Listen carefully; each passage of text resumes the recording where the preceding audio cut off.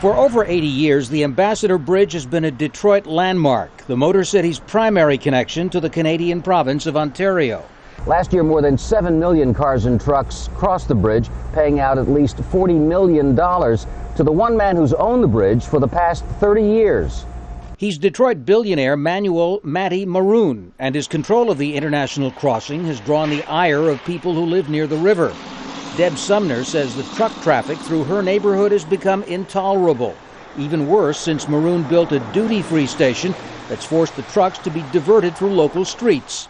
The lights and the noise and all of this without any screening, any brick wall and landscaping, and now these trucks are on our streets, and this is absurd. A Michigan judge agreed. Earlier this month, he put the bridge company's president in handcuffs for violating a court order over the truck route. Maroon says he's ready to spend his own money to build a twin span alongside the old bridge. That, he says, would solve the traffic problem.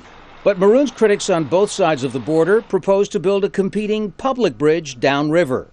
The only viable proposal that's supported by the Canadian government and the U.S. government is the Detroit River International Crossing, which is a mile south of the current Ambassador Bridge. Canada has even offered to put up $500 million to finance Michigan's end of the alternative bridge. We have waited a generation or two to make this happen, and we want to get it going as soon as possible. But Maroon contends that Canada just wants to put him out of business, and he's fighting the new bridge in the courts. Legal expert Robert Sedler believes Maroon just might win. He says the 1921 law authorizing the old bridge gave Maroon's company an exclusive franchise. Under the current state of the law, if the state of Michigan tried to build the second bridge, it would be preempted by federal law. Sedler says the alternative bridge would also displace a historic low-income black and Hispanic neighborhood. Knowing that the Ambassador Bridge will at its own expense twin the bridge is, in my opinion, clearly the preferred environmental alternative. Not according to Canadian officials who signaled they have no interest in granting approval for Maroon's new project.